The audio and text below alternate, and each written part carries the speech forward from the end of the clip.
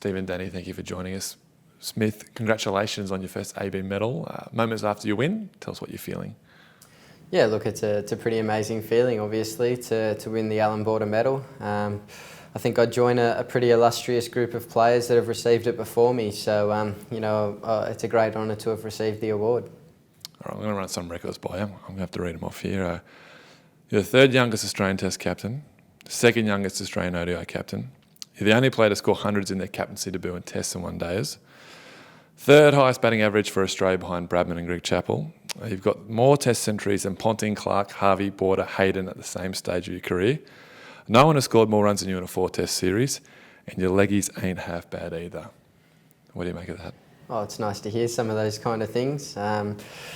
Look, I'm just really happy with where my game's at the moment. I feel like I'm hitting the ball as well as I ever have. And I think you heard out in the speech how much I paid to my family and to the coaching staff and my teammates and of course Michael Di Venuto as well. He's been absolutely terrific for me since I've been back in the setup, and hopefully I can just keep on improving. Was there a moment there where it just all clicked for you, where you just thought, I can handle it at this level, I can handle the pace, the pressure, and you felt like you were in control? Yeah, I think it was the 100 I scored in Perth in the Ashes. That was where I really started to believe that I belonged. And I think ever since that moment, it's kind of been smooth sailing. So yeah, look, I'm really happy where the last 12 to 18 months has taken me, and hopefully it continues to go well for me in the future. Well, I think there was one little blip on the radar, because I remember seeing you in Perth for that first one-dayer, and Rod came over to you and tapped you on the shoulder and told you the bad news that you weren't going to play. And I've never seen a more dejected man, really. You went and had a hit anyway, but you could tell the disappointment. Was that one of the points where you thought, right, I'm never going to let this happen again? Because it looked like it really steeled you, and from then on, it has been, everything's turned to gold. Yeah, I think that was one of the worst nets I've ever had, actually, if you remember watching that one. Yeah, look, I was obviously disappointed to have been left out of that team, but yeah, look, that happens in cricket. I've got my opportunity now, and I think I've taken it with both hands as well. As I said before, I feel like I'm hitting the ball as well as I ever have in any format of the game. My mind's really clear, which is important, and I feel really good, so hopefully it just continues for me. And Danny, how does Steve go with that? I mean, he's rode this crest of success the whole year, but there were a couple of times that things didn't go his way. How does he go with the highs and the lows? I think one of the greatest things about Steve is he just remains the same. Whether it be a great day at cricket or a bad day at cricket, he doesn't really bring that home. I have a memory of, we hadn't been dating only about 6 months, I think, and we were in Perth for a Sheffield Shield game, and he got out for a duck, and I was back in the room, like anticipating his arrival, and I was, didn't really know how he was going to be. Was he going to be angry?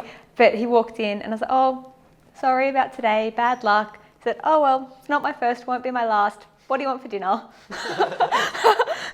Happens, doesn't it? Yeah, and I think that just really shows that he doesn't bring it home, and I think that's the best way you can be in sport.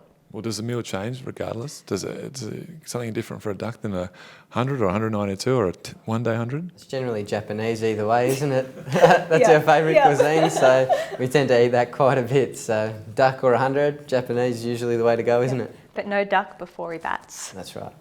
Oh, I see. Very cool. Okay. Well, we also got to speak to your dad before you made your Test captaincy debut, and I've never spoken to a more proud man, to be honest. He was elated, and he said that you keep surprising him, which is good because he likes surprises. So what are you going to do next to surprise him?